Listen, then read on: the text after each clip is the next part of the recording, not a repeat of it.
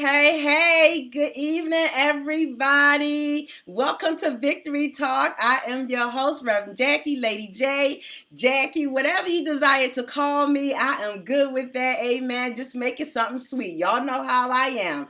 I am so excited to welcome you guys back to another exciting episode of Victory Talk. Today's show is going to be fire. I'm trying to tell y'all, so get in front of your computers, get in front of on your phones, tweet it, text somebody, share it, do whatever you gotta do. You do not want to miss this show. And you don't want your friends and family to miss this show either. Tonight we have special guests. We are going to be talking about staying active in the midst of COVID-19. Anybody out there struggling with them COVID-19 pounds? Hey, I'm sorry, I'm not with y'all in that area. I'm not struggling with them 19. I didn't put them on and I ain't got the fuss to take them off. Amen. So I'm excited about that. Welcome again to Victory Talk. Tonight our guest is Chauncey the trainer, and Sister Shay Brown-Brown is a sponsor of this show for Fit for Life. She's always full of energy. She's always full of excitement. I don't know if you know her. I don't know if you haven't gotten a chance to meet her, but just stay tuned. She's coming. You guys will see her shortly. Fit for Life. Fit for Life is just awesome, and it is just so, it's an amazing program.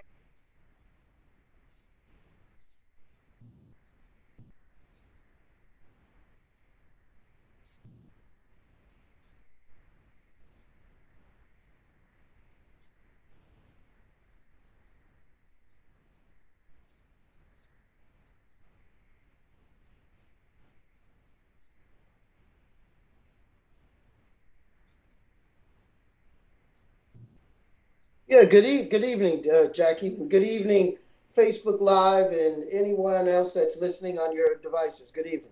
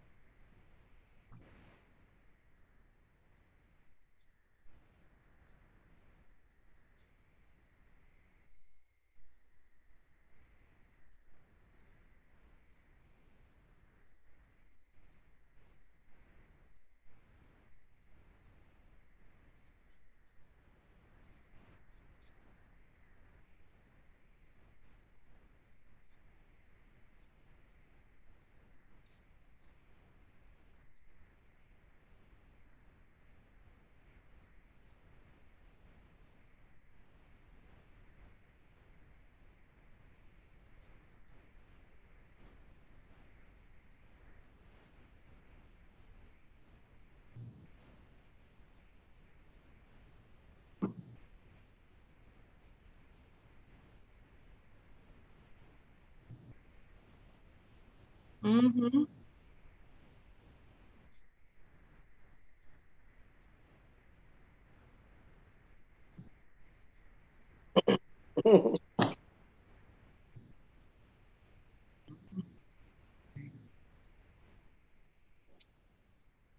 Oh, don't be. I'm just a little bald head man. I'm just a little guy, just a little guy.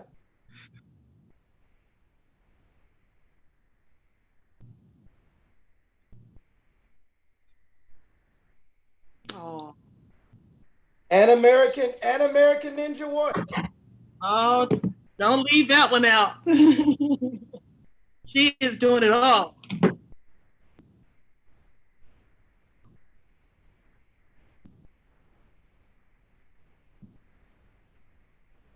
Couple times, and when she was on there, let me tell y'all, she's a beast too. And that is his niece. That's your niece, huh, Chauncey? That's my niece. That is my niece. That is your niece, and she's your sister's daughter. My sister, my oldest sister, Valencia's oldest child. Oldest child, daughter. Yes. Now, did you do any training with her? Did you train her any? I'd like to take credit for that, but no, I gave her some exercise suggestions, and she did a lot on her own. And she would reach out to me, and I'd give her some suggestions. And I'm really proud of her for keeping up her level of fitness, not just for Hollywood and TV, but for and her overall life too. Hey, all righty then.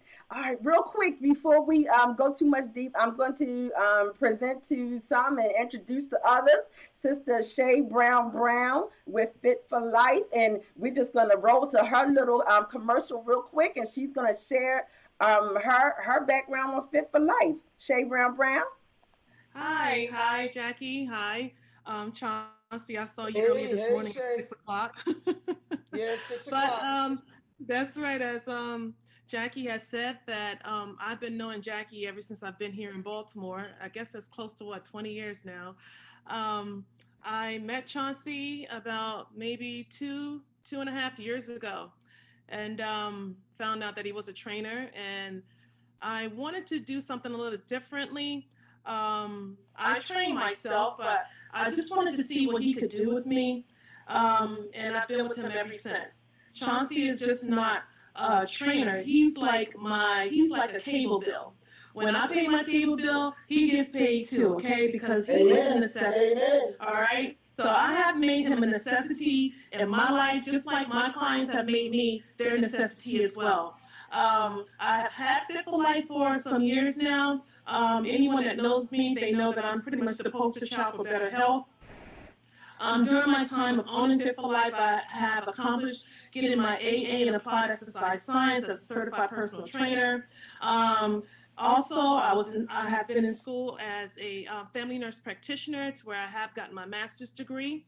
And my last thing that I'm doing right now, I'm in school to get my certification as a plant-based nutritionist. And we are in the process of looking for buildings now to open up our wellness center. So that's just the gist of what I'm doing right now. But we are going to draw the attention back to Mr. Chauncey Whitehead, because that is what this whole entire segment is about. Of course, I'm his little sidekick, but we want to talk to Chauncey the trainer, because this man is more than just a personal trainer. He's your friend. He's caring. He cares about what he does with his clients. I can see that in him. When I first started working out with him, I told him what I was looking for, and he tested to see what I can do. Maybe I shouldn't have put everything out there the first time, because he's been killing me ever since. And Like, you I love don't say every bit of it. anything. I just keep it moving. I'm like, whatever you say, bruh. But he know I be cussing him out in my head and smiling the whole while, calling them all kind of sons of um, biscuits. But anyway, so like I said, he's not just a trainer. He cares about what he does. He assesses everyone that comes through that door. He doesn't put any more on you than what he knows that you can handle by that assessment that he gives to you. Most people say, well, I don't want you to train me like Shay Brown-Brown. No one gets a Shay Brown-Brown workout but Shay Brown-Brown, You because got that Chauncey right. knows what I can handle. He gives you the workout based on what your performance is. So, like I said, he cares about what he does. He's very honest in everything that he do for you. He will start off the assessment with being upfront with you, and that's one thing that I appreciated when I initially started with him. His honesty about the game, okay? Because everybody, they get in and they get out, but this game is a lifestyle, you don't want to get out of, okay? So, like I said, he's very honest about his game. He is a friend to a lot of us, you know. We have taken him in. I've called him more than a friend. He's my big brother of fitness now. We're more than just friends. I completely just love him. Um, Love you back. I love you too, man. We talk about things. I mean, sometimes his conversation is like so drawing to where I forget that he has me doing so many reps. And I'm like, wait a minute, I thought he said just four. He said, well, we can just do one more. And then he'll start talking again. And I'm into the conversation. I'm like, you know what? All right, bro, you don't pull this one on me. But the conversation is good. I like to think that he's more, like I said, he's just more than just a trainer in the knowledge that he has. It's more than what I can say most personal trainers do have. So again, I am very honored to have Chauncey here with us. And we're going to turn it back over to Reverend Jackie so we can just start asking Chauncey questions. Of course, if there's any type of nutritional or any health type of questions or anything like that, of course, I will chime in and give you guys my best honest answer as well. And if I can't find it, you know what? I will find it and I will send you the answer. Okay. So we're going to turn it back over to you, Reverend Jackie.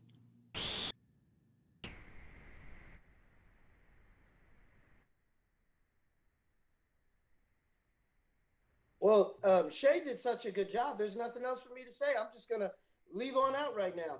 Well, Chauncey the trainer, I guess if I had to sum it up, is I like to meet people where they're at. And Shay said, wherever your level of fitness is, I'll meet you there. You know, there's that saying, there's more than one way to New York. I try to get into a person's heart and what they really want to do in exercise. I use an example. Sometimes they ask me and ask fitness professionals, what's the most efficient piece of cardio equipment where you can lose the most fat and burn the most calories? I tell you it's a trick question because it is a trick question. The most efficient is the one you will use. If I tell you this is a bicycle and you don't like the bicycle, you're not going to use it. If I tell you it's the treadmill and you don't like to work the treadmill, you're not going to use it. So the one that you would use would be the one that I would try to introduce you into movement, into cardio, into cardio, because cardio, strength, and flexibility are the three pillars of exercise. But we're human beings and there are things we don't like. So I try to find with my potential clients what you do like.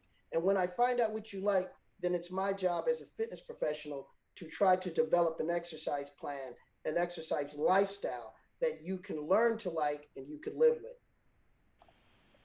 And other than that, I just make it do what I do. Yeah, you do what it do. Chauncey, tell us how long have you been doing this? How long have you been in the this type of lifestyle and training others and helping others to be their best? Well, as the bio intro said, about 20 years. But back in, I think it was 2004, I did a fitness challenge at the Druid Hill YMCA. If you were to Google Guinness Book World Record Crunch Challenge, the Baltimore Sun had written an article. I had attempted to do 9,991 crunches in 1 hour. I actually did it, but I didn't do it for the fitness. I did it to raise money for transitional housing and to put a turkey in every transitional housing dorm of the women for Thanksgiving. And I realized I could use my fitness abilities to raise social issues and to help people. And that's when I realized 3 years into the fitness business, this was the trifecta, something that I love, something that God meant for me to do, and something where I could help people in. And 17 years later, I haven't looked back. I use my fitness gifts also as an ability to bring social awareness, and that's why I'm also known as the fitness activist, because I I believe I'm fit at this young age of 58 years old to help other people live healthier lifestyles, not to show off about what I can do, but what I can help you do. Absolutely. I told y'all was starstruck, didn't I? This Oh, brother don't just be. said, look, he just, because in my eyesight, you a star. And Oh, you thank just you. said you 58. Yeah. That I am. But I have a lot of amazing mentors and people around. But like I told you, uh, I believe that I am fit and I'm able to do these things to help other people, not to parade and talk about what I can do. I'm blessed that I can run, I can jump, I can lift, I can do these things. I'm going to give you an example. We're talking about COVID. I can remember, like most of us, back in the second week of March when we were all learning about this woman named Rona. Rona, who is she? What is she? I decided to start walking. I'm a runner, but I decided to walk the first Sunday when we had the shutdown because I wanted to try to figure this out. So I went walking by myself and I realized it was very, very good because I was able to think about this shutdown, think about what I'm going to do, just think about life. Then I invited one of my clients to come walk because they were going through a little stress and they decided to walk with me. Then another client. And so here we are, 27 weeks in. And every week we have at least 20 to 27 people Social distancing, of course, walking and dealing and working with Corona, because it all started where God put on my heart to go out, walk, and calm yourself down. And I just wanted to share that with other people. And along the way, some individuals have lost weight. Some individuals have increased their cardiovascular. Some individuals have met people that they didn't know they should meet, but they met them along the walk. And that's why I do the things I do. And that started 17 years ago, using my fitness gifts to be used for the right reasons that God wanted me to use them for. And that's why I do what I do. That is amazing. That is amazing. So I wanna draw on the walking tip, because I think that that's very walking is what I get to do. I'm not, into all of the weightlifting stuff or whatever. And Shay knows my background, Yeah. but I can walk, and so I give my treadmill my best walk. I even There you drag my go. husband. I even drag my husband on walks in the There you evening have your sometimes. husband.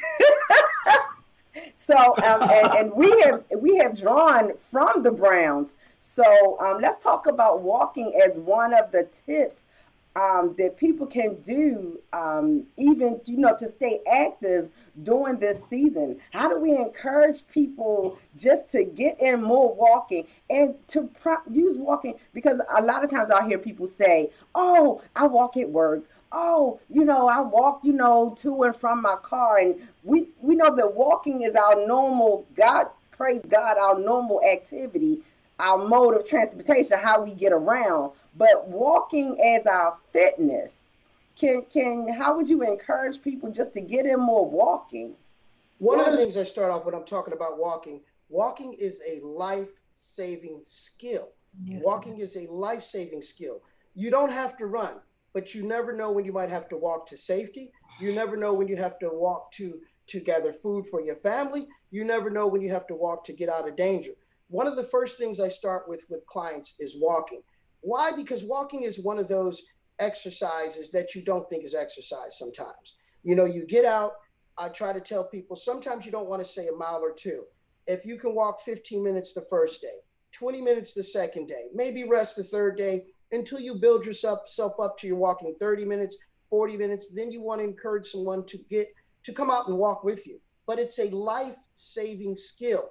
If there's an emergency, if there's something that's going on and you have to get from point A to point B, you're probably going to have to walk. It's not just fitness, it's a life-saving skill. I'm a runner, but I really don't promote running. I promote walking. Walking is a life-saving skill. And as you age, it's the type of exercise and the type of movement skill that you don't put a lot of stress on your joints, a lot of stress on your back, and it also can be fun. We walk, at the very least, if Shay's walking with us, we walk 8 to 9 miles every weekend, but we walk no less than 5 to 6 miles. But it's a pedestrian, fun, fun walk, because what we do is we walk and talk. And I always tell people a community that walks together talks together. So we're walking, and of course, we practice social distancing. But we're also working on ourselves and becoming better citizens, becoming better friends, and networking. It shouldn't always be about exercise. Walking is a life-saving skill, and it's also a fellowship skill that I believe in. Yeah. Advice would you give to beginners?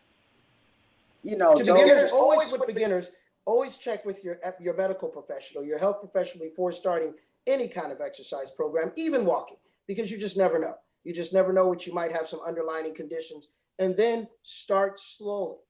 Start slow. If you don't know what a mile is, the average person can walk a 15 to 20-minute mile. Say you're going to walk 15 minutes. At the very least, if you walk 15 minutes, you know you've gone almost a mile. Yeah. 15 minutes, then the next day, 20 minutes. The next day, 25. Maybe take a little break, move it up to 30 minutes. Not everyone has a Fitbit. Not everyone is familiar with mileage, but they can time themselves. And my advice would be, don't walk more than 30 minutes when you first started walking. Even if you can, you just want to take it easy and build yourself up. Don't burn yourself out too quick. 30 minutes the first week, 35 the second week, maybe 45 minutes the second week, and then gradually move yourself up to 50 minutes to an hour. And if you can, and you get a Fitbit, get some an iWatch or something that can help you keep in track with the mileage and give you those pats on the backs to tell you you're doing a great job. What about stretching? Do you need stretching prior to, stretching after? What does, because I know for me, once again, because I can only talk about me, I know I'll get muscle spasms if I have it, if I walk too long, Mhm. and or and I didn't stretch before or after. How do what do you recommend in terms of keeping down the muscle spasms? As Shay is aware of, in exercise science, it's important to make sure you warm your muscles up before you exercise because it's like a rubber band. If even if you're walking, I try to get my clients to see that you want to do at least a 5 6 minute warm up so your muscles and that rubber band could warm up, and then when you stretch, it can elongate and you can help yourself prevent injury. Once you stretch, then you can walk. But be advised, anytime you think you need to stretch, stop and stretch your legs out. Stop and stretch what you need. But you should stretch. Warm your muscles up first. Warm your muscles up first. Stretch before you exercise. And then, of course, once you warm yourself down. However, everyone's body is different. Sometimes I have to stretch during my walk. Sometimes I have to stretch during strength training. But it's very important to warm up, let your muscles warm up so you can elongate them without snapping them, stretch, and then continue your workout, whether it be walking, whether it be strength training, or whatever it is. Warm the muscles up before you stretch them. Hey, Jackie, can I just come in and just say this, just to piggyback off of Chauncey? When you say stretch before you walk, you really have to think about it. You don't want to stretch your muscles, okay? Because your muscles will be too relaxed to handle the walk. It's like he said, you want to warm your muscles up. You want to like kick your legs back and forth, just swinging them back and forth, or just jog in place for a little bit. And by doing that, you are causing the blood to circulate throughout your body. Okay, that's why he says to warm up, because you cannot walk without heart and lungs. And that is the most important thing behind warming up. Now, stretching is always recommended after a walk, or if you feel like your muscles are getting tight when you're walking. Yes, stop and stretch then. But before you start walking, stretching is not a good thing. Always warm the body up so the blood can start circulating to those muscles, so we don't have any issues when you start walking. Him to explain the warm up piece, but you came in and nope, you did fine. That was perfect. I appreciate that because I really wanted to know. Yes, I really want to know what to do in terms of warm up. So you said maybe jog in place, swing your legs back a little bit. Is there anything else? Just another tip. Three. Give me three. Give me three.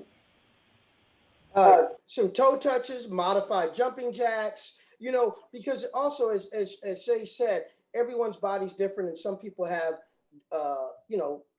some complications where they may not be able to do the warm up that you do, but you can give them some type of a warm up or some type of modified warm up to do. Absolutely. Let's just take a walk over to the children. I want to talk about our youth because, and I shared with Shay, one of the things that was really concerning me is that I want the children to be on at home learning from home. I don't have any small children, but I'm pro for that right now. But I notice as they are home and they're, doing their schooling from home, they're not getting in gym. They're not getting in, the activity of even just, having recess, running around on the play yard. You know what it was like when we were in school. So what do you recommend for parents to do with their children to encourage that activity, that break in between their learning so that they stay active? Again, depending upon, time is a big restraint too, is that if you have an opportunity And there's a lot of resources on the internet because some of the parents don't know how to conduct a recess or an exercise class. I would suggest doing a little research, whether it be YouTube or Googling. Let's say the child has 15 minutes. What's Google 15-minute exercise program for a class for a kid in a house or in a setting like that, and that would help you move around. If you have more time, I go back to walking. Take your child out to the park. Take your child somewhere that you can walk with your child. Allow them to run around, do the type of recess, and move around. Now everyone doesn't have that space or have that time. Again, maybe pull up some resources and see within 15 minutes what's a good exercise for your kids to do for 15 minutes that can get their heart rate up, get their lungs moving, and be fun. Because if it's not fun, a lot of kids aren't going to do it. So I would suggest doing a little research. Use the internet for what it is. It has any kind of question you want as relates to exercise is on there. Do you have anything, Shay? I'm sure you got some good information on that. Well, if anyone's seen me, they know what I do with my kids. Yes, and that ain't from the internet. That is no breaks in my house. I mean, I noticed that my daughter was gaining weight, and I'm like, I cannot be fit for life and watch my daughter gain weight. So what I did, with the COVID season, they sleep in late, and or my youngest one, she'll get up and she'll get that tablet, she'll get on the couch, and that's where she's at until it's time for lunch or dinner or breakfast or whatever have you. So being that she was already getting up that early, I'm like, I'm already up and I'm exercising. So I would take her outside, her and my older daughter, and I would make them run this rotunda. And they would run around that rotunda 10 times. 10 times is 2 miles. And I tell them, if you do that, mommy won't bother you for the rest of the day. So they do that 5 days a week. On Saturday, they do Zumba. We have Zumba CDs, you don't have to be in front of the kids. I mean, they can do Zumba. Or if you have boys, they can play basketball or football outside.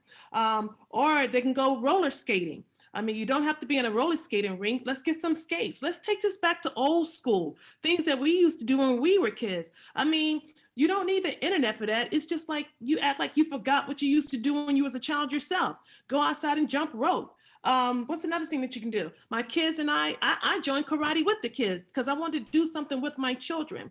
What the problem is that parents have lost touch of interacting with their kids because video games have taken up so much of their time, and the parents are so comfortable with the kids on the video games and on their telephones to where it's like, oh, the kids are not bothering me, so I'm going to sit here and I'm just going to chill. But if the kids see the parents just sitting around and just chilling, they're going to do the same thing. So when it starts with the kids, it has to start with the parents first. And you're correct. But then again, when I go back to meeting people where they're at, if the parents aren't active, yeah, and you go back to the question, how do we get the kids to move? And so that's why everything you said is correct. And we have to try. I would tell people, when I was a kid, I'm the baby of 5 kids. We did a triathlon every day in the summer. We got up, we rode our bicycles, we ran, and we went to the swimming pool. And we did that the whole summer. Run, jump, ride, and swim. And everyone says, a lot of adults and people in my age range say, well, kids don't have PE, the kids are getting overweight, what are they going to do? So sometimes my response is, what can you help with the children? And they'll tell me, I got this injury. There's a lot of things they can't do, and some things that they may not know how to do. So that's where people like Shay, myself, fitness professionals come in. I've worked with kids. I try to tell people I will meet kids. When someone asks me to work with their child, I never come up with an excuse. I always make the time. Because you never know when you have another chance to make an impression on a kid. And especially as it relates to fitness. We have to get our kids out moving and away from the internet, away from the television, and do the things and stop talking about what we used to do. I used to run a marathon and do a triathlon all summer long. Well, what are you doing now for your grandkids? Well, what are you doing now for your kids? Or what are you doing now for the neighborhood kids? I go out sometimes and I toss the ball with kids. But then again, I also realize there's a lot of men in my age group that can't do that. So I'm very sensitive to that too, to try to get people to understand that not everyone can do what Shay and I do, So how do we try to get them to do that. So I'm pretty sensitive to understanding that not everyone is going to have that ability to work with their kids or work with their grandkids, but we have to do something. We have to remove the excuses and get our kids moving. Like my mother said when we were kids, told us, I don't know what you're gonna do, but you're gonna get outside and do something. You go play, go run, go jump, go do something. So we just have to get our kids out, moving and doing something. It didn't matter if it was snow on the ground. It didn't matter Absolutely. if it was 90 degrees outside. The only way you got a break from being outside is if it was raining. Because they didn't want you to get sick. But other than that, go outside and play. Go outside and play. It's not like it is now. Absolutely. And you also might find out if you have a child or even a neighborhood kid that, the village to raise a kid, that there's something about exercise and movement that allows a kid their guard to come down, and then all of a sudden they want to have a conversation with you.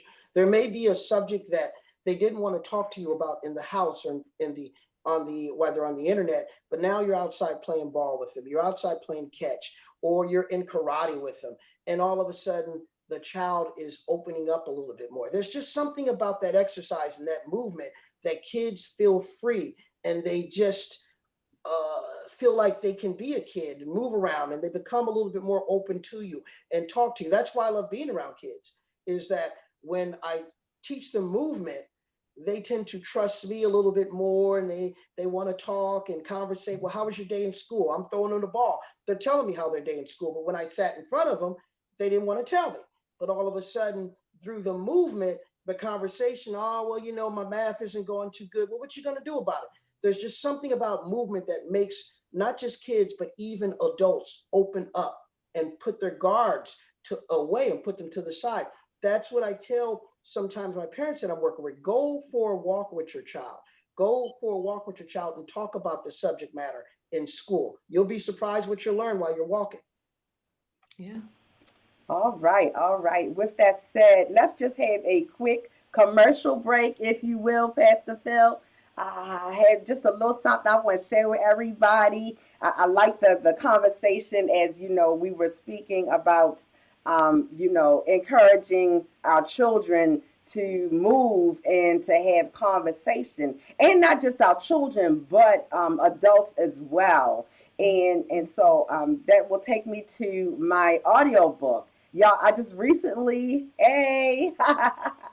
just recently did an audio book called "You Got This." You got this. And it was just an exciting opportunity. You Got This is an audio book. It's a unique book, collaboration with 15 women that were creative and awesome, phenomenal women. And the message was to inspire women, but not just women, men as well, that you got this, that you are able to do whatever it is that you desire to do. And all you have to do is just, put some action to it. So You Got This audio book. It is available now. It can be gotten through any of my websites, any of my social media outlets. Just click on my BitDo, and you can get your copy of the audio book. And it is awesome. You can go ahead and take it down, Pastor Phil. It is awesome to take along with you on your walks. All right? You can take it along with, plop your earplugs in and just go on and get your walk on, and you will really enjoy it. And I thank everybody for just taking the time that joined us on Sunday for the launch. So that is my audiobook project. Yeah, I know. I just had to get that plug in there. No, you got this. Right. I got this. You got That's this. Right. And I want all the people to know you got this. So let's get back to some other tips for staying busy. Let's talk about the health piece in terms of eating, because I know that staying healthy is what they say 20-80 is 80% your diet and 20% exercising. Shay, am I right? Yeah. Am I hitting my 80, numbers 20, right? yeah, 80-20. yes. Yeah, 80% diet, 20% exercise. Absolutely. Share with us, or Chauncey, about your eating regimen. as you are on this fit for life and this health journey. Share about your eating regimens and how people can do better even in this season, that we're in. Because, people say, I'm shut down, I'm locked down, I can't go here, I can't go here, I can't do this and I can't do that. And so people tend to eat when they feel like they've been boxed in. People tend to, go to the refrigerator. Oh, I seen a post the other day. I think Reverend Sarita, Pastor Sarita Collington, was saying that she would tell her son, hey, if you were in school, you wouldn't go to the refrigerator 99 times, So anybody want to share on that? I'll yield to you, to my esteemed colleague Shay, who go ahead, Shay. Well, to talk about what I have been doing, everybody know that I am vegan, mostly plant-based. Um, and everybody, they can't be vegan, but some people that I have kind of like persuaded to go vegan. One person said that it kind of like helped to save her own father's life, because she said when she went vegan, um, went plant-based, her father did too. And it took away a lot of his um, pre-existing illnesses. Like, he still has high blood pressure. You're always going to have it. Once you have it that first time, you're always going to have it. But they took some of his blood pressure medication away. He hasn't been getting as sick as, he used to get sick. He's 80 something years old, and he's healthy. But now he's in the hospital. But she said that if it wasn't for him being plant-based, he would be 10 times worse than what he is right now. So science has proven that a plant-based diet can turn around illnesses and diseases. But with me, I only did that not to save the animals, but because of what science says. As a healthcare professional, I believe in science. So if the science is telling me this, and since I have been vegan for about 7 years now, I feel so good. I'm not bloated like I used to be after eating meat products. My skin is a lot clearer than what it used to be. So the plant-based diet really has helped me out a lot. Another thing that I do a lot of detoxing. People's like, well, you started that back in January. Well, you still been eating McDonald's your whole entire life. So, I mean, you just can't put a plug on anything that you feel that is helping you out. So I started doing the detoxing back in January. And I don't detox all the time, but these soups that I make, they are like a meal replacement for me, because now that I have been detoxing, my stomach has gotten smaller. So I'm not able to eat as much food as I used to. Another thing that I do, I fast now. I started fasting back in July. And then research has also shown me, because I do a lot of research, I have to look it up to be able to explain to people. Research has also taught me by fasting, you are allowing your body to rest. Okay. People don't understand that when you constantly eat all the time, you're taking energy from one part of your body that's actually trying to process the food so you're able to digest it so it can go through your digestive system. But when you start eating before it's time, that energy that you're using to digest your food is going over here to this new food that you're just starting to eat. So what's going on with this? Well, you know what? The energy never goes back, because now it started to cycle all over again. The food that has not been fully digested, it turns into byproducts, which is like cancer, turns into diabetes, it turns into yeast, it turns into mold, it turns into anything that is going to harm the body. So people, what I say is that I don't think that people know when to eat, okay? And I think that's a problem with a lot of people that's trying to lose weight. You don't know when to eat. You tell yourself that you can. As I was listening to you, Reverend Jackie, you always, you were saying, well, I can't do this and I can't do that. But you know what? It's a mental problem that people are having. And there's something that we've always, that we have just started doing in Fit for Life. We started doing meditation classes in Fit for Life, to where people, this organization comes in and they give free meditation sessions with Fit for Life. And they do it once a month, and they're going to be doing it again this month. And that is the time to where they give you that time to really, I guess, to become one with yourself. And I meditate before, but not like I did when I took this class with them. This class opened up my eyes to where I was able to see that Shay, You guys know me, I'm constantly running all the time. But I take 5 to 10 minutes out a day now, and I just sit very quietly. And sometimes I'll put a mat on the floor and I'll just lay there. And I'll take those deep breaths that I was taught so I can actually calm my body down. Okay. Not only do I do that, I fast for 16 hours. First, it was 12 hours. Then I boosted up to 16 hours. And people's like, I don't know how you can do that. It's a mind thing. You can do anything that you put your mind to. And when you have goals and when you're trying to better yourself, you will put in that extra hard work and do what you need to do. So I fast for 16 hours. I stopped eating at 7 p.m. That's why I was eating my food when you guys saw me I was trying to get that in before 7 o'clock. And I don't eat again until tomorrow at 11 a.m. What do you do in the meantime, Shay? I drink water, I drink tea, I make my own juices. I have beet juice, I have green juices, I have carrot juices. But I don't start doing my juices till after 8 o'clock in that morning.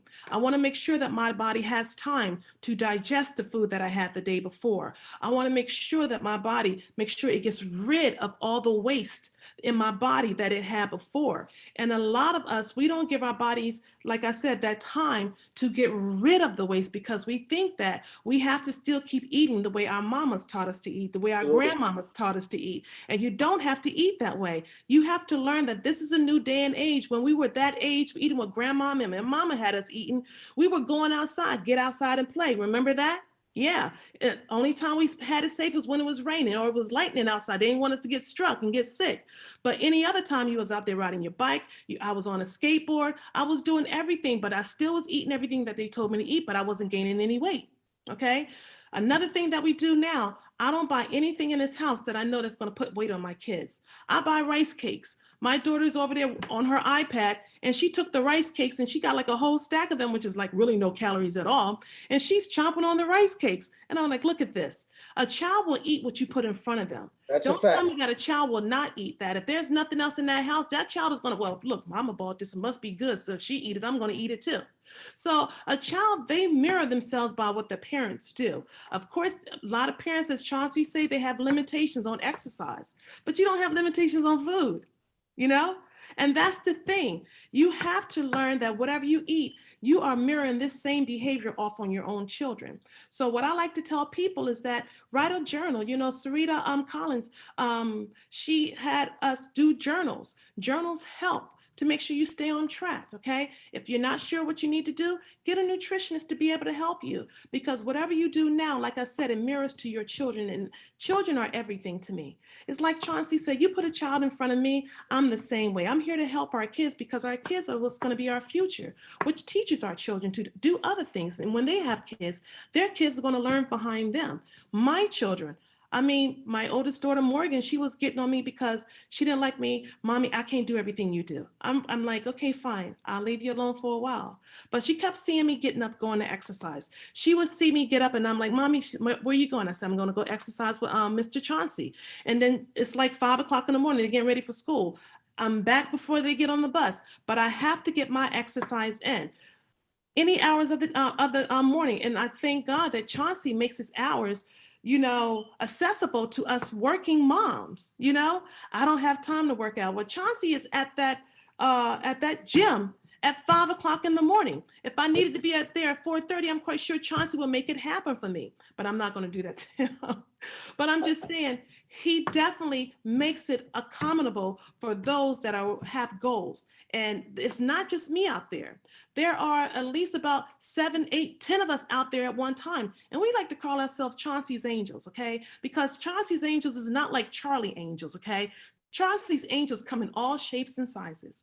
And we get out there and we get out there and we fight just like Charlie's Angels. Chauncey's Angels get out there and they fight too. But they're not fighting a criminal or a crime. They're fighting for their lives. They are out there and they're battling out there for their lives. And Chauncey know exactly each individual cause, why they're out there, and he is out there making sure that every last one of us achieve our goals. So again, the nutrition part, it comes with the parents, all right? Yeah, you might have limitations on what you're able to do in that gym or exercise, but a child won't eat what you don't put in that house, okay? If you're constantly cooking out or, eating out, buying McDonald's, picking up pieces here and then that child's going to eat it because you're eating it too.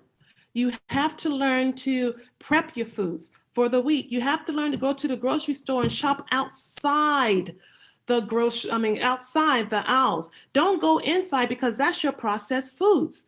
You don't want to Absolutely. go inside that aisle. Shop outside. Buy fresh fruits and vegetables, okay?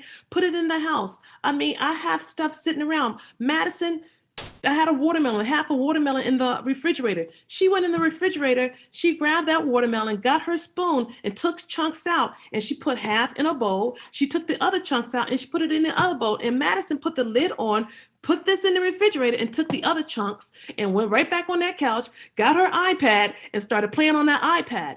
It's a behavioral change that you have to get with people. Once you change your behavior, everybody else will change their behavior as well. It's a behavior change that starts at the top and it's going to end at the bottom. Even with Madison, she was eating Doritos. My husband would buy those chips and I would throw every last one of them in the garbage. I just didn't throw the bag in the garbage. I opened up the bag and then I let the Doritos fall in the garbage. Nobody was eating them then. He was buying ring dings and ding dongs and danishes. I No, he opened every wasn't. last one, the individuals, and I would throw them in the garbage. Honey, Madison has a weight problem. Morgan has a weight problem. This is not helping it. Well, it's for me. Well, keep it in your car then, okay?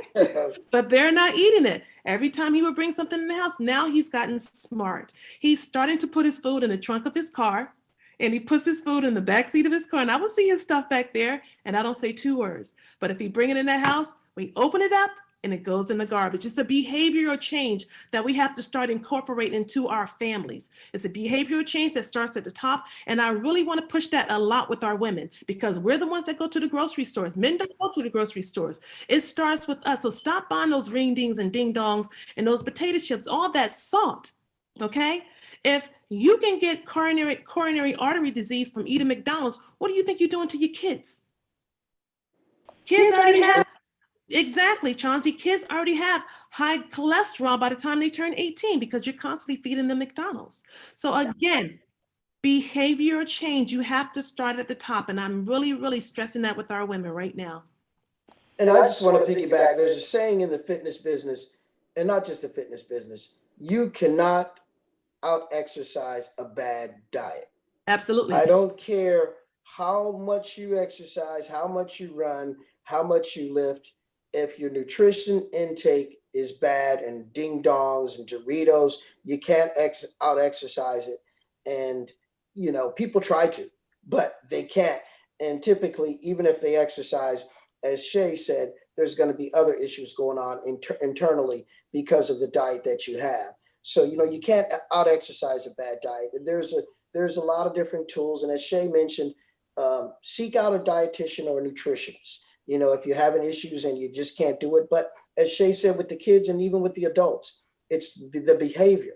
And, she was talking about exercise. Every morning I wake up every morning at 4 o'clock. I'm at the gym at 4:30. I have my quiet time for 10 minutes. One of the reasons I changed my schedule to accommodate people early in the morning, because when Michelle Obama was in the White House, everyone was talking about they wanted Michelle Obama's arms and they wanted to look like Michelle Obama, but nobody wanted to get up at 3 a.m. and work out like Michelle Obama. The only time of the day that she could control without the kids, without waking Nana up, without waking the president up, was the wee hours of the morning. Sometimes, as Shay spoke about, she comes to see me. By the time she's done exercising and on her way home, the kids have woken up and they're ready to go. And she took care. This is your time. Be selfish with your exercise time. That's your time. That's not a job. It's not a chore. That is your time. Be selfish with it. Typically in the morning, we wake up for two reasons: to go to work or to not to go to work. So if you're going to exercise, if you're going to get up to go to work for 40 years of your life, why not get up and exercise to increase your life? That's your time. If you get up, you're not answering any emails. You're not rushing through traffic. You're going. When Shay pulls up to see me, and I see her coming with Flossie in that car, she's got this smile on her face at 5:30 or 6 a.m. because it's her time. She's not pulling into the hospital. This is her time. The behavior she's learned. Oh, it's not a chore. This is my time. And that's what I want the viewing audience to understand. Exercise is your time. Look at it as your time. The food you put in your body, the food you put in your body, you need to pay attention to that. You are what you eat. It's your time and you are what you eat. So you have to change your behavior. It doesn't happen overnight, as Shay said, but change your behavior, especially as it comes to exercise. That's your time. Don't dread going to the gym. Don't dread exercising. Look at it as this is my time to increase my life and my quality of life. Wow. Wow. We're tag team. Right. That about sums it up. That about sums it up. Yes, definitely. High five. So we are at the top of the hour, and the only thing I was reading up, right, it went by really, really fast. The only thing, Chauncey, I want people to know how they can get in contact with you. How can they reach you? Shay, you did share how they could reach you. Did you share, Shay? Well, social media is always the best outlet to reach me. I definitely don't put my telephone number across Facebook. But Shay Brown-Brown, I mean, instant message. I've had people that I don't know instant message me, and Absolutely, I've never had an issue with people contacting me through social media. I'm on Instagram at Shayla1231 and on Facebook on just Shay Brown-Brown, but definitely Instagram Shayla1231. Viewers, you always know that you can inbox me or reach out to me. And those of you that have my number, you can call me and I will connect you. So Chauncey the trainer, come on, let the viewers know what you can provide for them and how they can reach you. Are you taking any new clients? Always. One of my friends posted on social media a thing of the past, business cards. They just are. So the easiest way to contact me is social media or Google my name. It's easy. See Chauncey D on Whitehead. It comes up. Facebook, Instagram, it all comes up. And that's the easiest way because typically most people, that's how they contact me nowadays is forget a business card. They just usually, I went on social media, I saw you, or I know someone that knows you, and they didn't even ask the person for my telephone number. They go to social media and they contact. They could have got the number, but social media is the best way. Chauncey D on Whitehead, Facebook, Instagram, or Google website comes up. Just put it in and it all comes up. So social media is the best platform to catch me on. Okay. And what kind of hours do you have? I heard you say you start at 5 in the morning. I'm blessed. I am blessed that people travel near and far to train with me. I don't take anything for granted. It's their time. It's their time. And so every morning I make sure that I'm wide awake, that I'm energized. People come near and far to train with me 6 days a week at 5 a.m. I start at 5 a.m. 5 a.m. And sometimes I've had clients, as Shay said, some of my nurses that work crazy shifts, but they don't want to lose their rhythm in training. And they might say 4 o'clock, 4:30 a.m. It's important to me because it's important to them. I do that. I will meet them at that time. I meet you where they're at. So I start at 4 a.m. Typically my schedule is in the morning, 4 a.m. to about 9, then the evening, start back up about 4 o'clock to 8 p.m. or 8:30. And that's typically how I roll every day. And I'm blessed to be able to do that. And I don't take for granted people coming to me to train with me. I do not take any of that for granted. And I thank them for it, each and every one of my clients, that they value their time to get up in the morning to come train with me. And on Sunday mornings, where are the walks open to anyone, or how can people get involved with your walks? The walk's open. If they want to walk, they can contact me via social media is the best way to contact me, but I will give you the time. The time is 7:30 a.m. No one gets left behind. We have maybe 3 or 4 different levels of walkers. I'm here to tell you, as Shay knows, I don't leave anybody. And we've had novice walkers come out. No one gets left behind because it's like a community. We may be walking, but we are all coming back together. And then typically when the individuals in the front that are walking, they'll wait until the rest of us get back. We are truly a village moving as one when we're out there walking. So if individuals want to walk, they can contact me via my social media.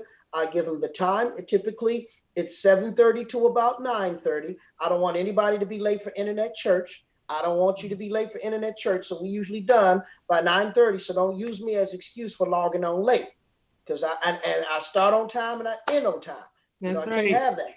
So 7:30 on Sundays, contact me social media and I give you the official invite with all the information and everything. Absolutely. I can honestly say there's been a time or two where Shay's been in internet church walking. Yes, Victoria's Living Faith. We see you. We see you. I just want to shout out just a couple of people. I see quite a few people online. I think Pamela Johnson. This is our first time. I think it may have been her first time on with Victory Talk, and she says, yes, my time. So it sounds like she likes the early morning walking. Shout out to Bernadette Brooks and one of my co-authors, Coach Delphia Sheila. It's quite a few people on there. Manny Scott and Jenny Amos, and I seen a Curtis Curtis Murphy. There were quite a few people online today. And for everyone that I can't see, we just thank you, and we are excited that you took the time out to join in to Victory Talk. And you will see Sister Shay Brown-Brown the third Friday of every month. The third Friday of every month is our health and wellness and Fit for Life will come on. I'm not going to tell y'all who she's got lined up for next month. Y'all just going to have to turn your antennas up and stay tuned. And we know that it's going to be something exciting. So I am your host, Lady J. I am so excited that you joined into Victory Talk. And we want you to grow, change your mindset, change your attitude, change your actions, change your walk, your talk, and life. Speak life and grow. I love you. I love you. I love you. And there's nothing that you can do about it. We'll see you next week. Take care. Love you back. Bye-bye. Thanks for having us. Don't y'all